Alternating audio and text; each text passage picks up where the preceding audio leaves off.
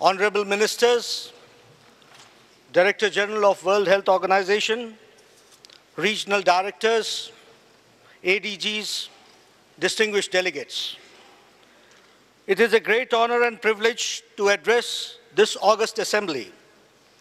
Please accept my humble and grateful acknowledgement to all the member states for bestowing upon India the honor of presidency of the World Health Assembly.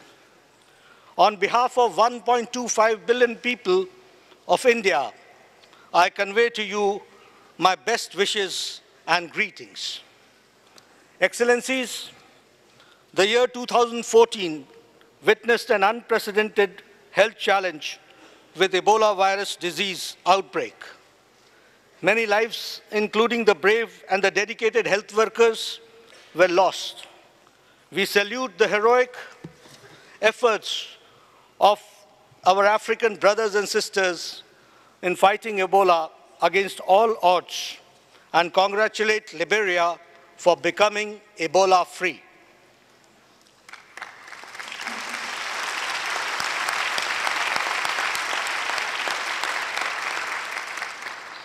While the situation now appears to be under control, the threat of outbreaks of new, emerging and re-emerging pathogens stares at us.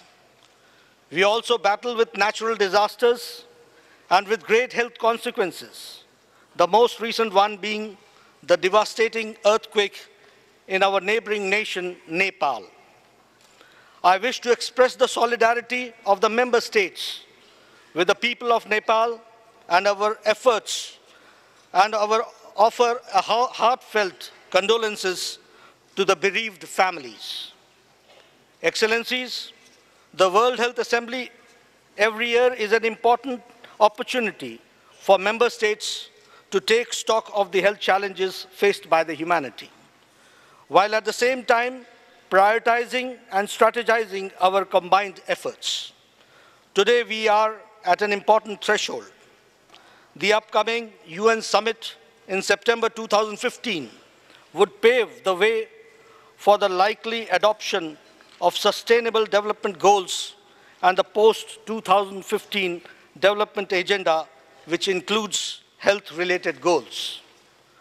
While taking pride in the fair amount of success in meeting the health-related MDGs, we need to redouble our efforts to surmount ever-increasing public health challenges, which include, among others, communicable diseases, non-communicable diseases, antimicrobial resistance, impact of climate change on health, universal health coverage, reducing health inequities among the countries and within each country, providing sufficient human resources for health, ensuring access to affordable medicines and diagnostics, and preventing disease by promoting healthy lifestyles.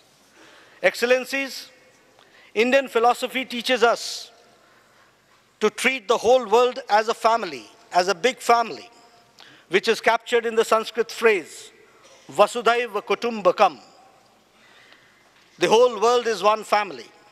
Our Upanishads preach, Sarve Bhavantu Sukhina, Sarve Santu Niramaya, which means all be happy and may all be healthy and free from illness.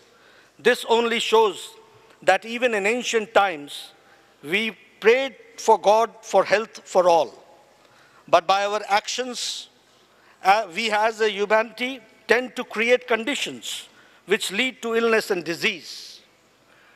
We forget that the health requires a holistic view, and being one of the nature, adopting healthy lifestyles and avoiding excesses.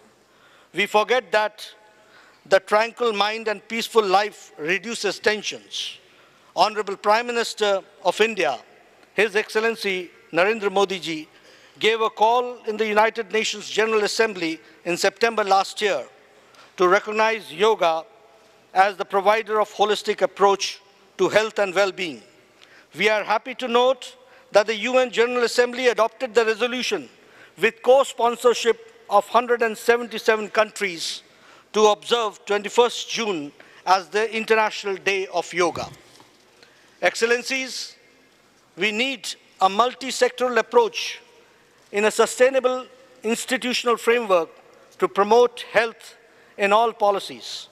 The recognition of interdependence and the need for collaboration of different sectors is necessary nationally and internationally. Intersectoral cooperation will not be meaningful unless we are also able to leverage the strengths of the civil society and the non-government sectors. In fact, the interdependence internationally is somewhat captured in the international health regulations. The Ebola crisis has highlighted the inextricable link between the weak health systems and incidents of outbreak and the interdependence of health and overall economic growth and development. It is our collective responsibility to act decisively on the lessons learned. The theme of the general discussion during the Assembly this year, building resilient health systems, is therefore very timely and appropriate. I look forward to the constructive discussion on this very important prerequisite for public health. Excellencies, I need not highlight the critical importance of social detriments of health. Inequity of resources has a direct correlation with inequities of health. We must therefore continue to work collectively to address these inequities. Excellencies, we all recognize the World Health Organization as one of the best international organizations in the world today. The commitment shown by WHO under the leadership of Director General Dr. Margaret Chan is responding to ever-increasing challenges to the global health is commendable. We need to reiterate our unequivocal support to WHO as the lead global health agency and strengthen its capacities to make it better and stronger. As a reflection of our own commitment to WHO and its mandate, I am happy to announce the following voluntary contributions from India to WHO. $1 million for the proposed WHO contingency fund.